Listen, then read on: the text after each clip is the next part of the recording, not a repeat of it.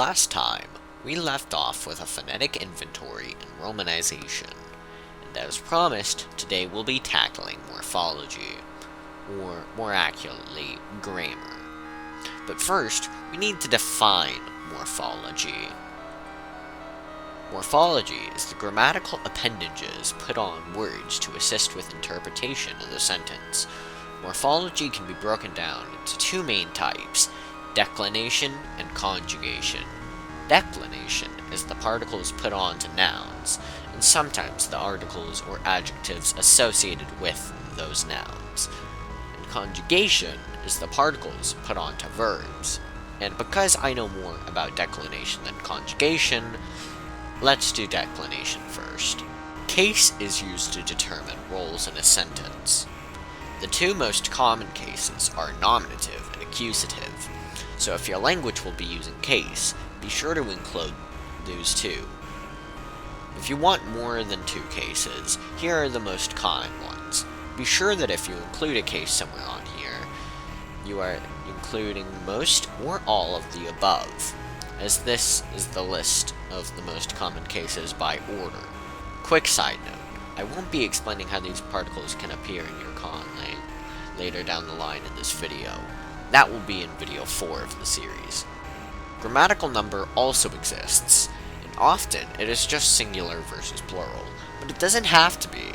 Dual and pockle are also relatively common, and if you want to get exotic, trial, quadral, and even collective exist as grammatical numbers. Although I'd recommend sticking to singular, plural, and dual. Here is the declination I've devised for our proto-lang that we are creating in this series. Tense is like case, but for verbs. The most common cases are the past and the present, but future is also quite common. Some languages distinguish perfective versus imperfective, but some don't, so you'll need to think if that matters to your culture or not. Habitual tense is also existent, but not too common. Also, some languages distinguish recent versus a long time ago in their tense, such as the recent past or the relatively close future, but I'm not sure how common it is, so I'd steer clear of it, unless you know what you're doing. Person agreement is when a verb changes depending on who's doing the action. Say, if the first person is doing it versus the second or the third. There isn't much room for freedom in this unless you have a gender system, which you shouldn't have when you're making a proto-lang. So, just have it or don't.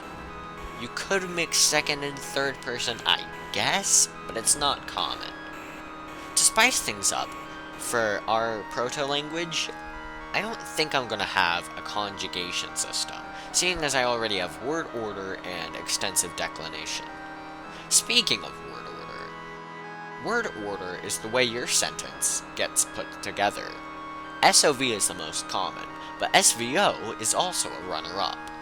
It's recommended that your proto-lang is one of the two. Maybe VSO, if you're feeling adventurous. As for head initial versus head final, it's really just a coin toss. I've chosen SOV head final for our proto-language. I get that it's a basic choice, but it sticks to being what's common and what isn't. That concludes today's episode. I'll see you guys on the 24th when we will be talking about lexicon.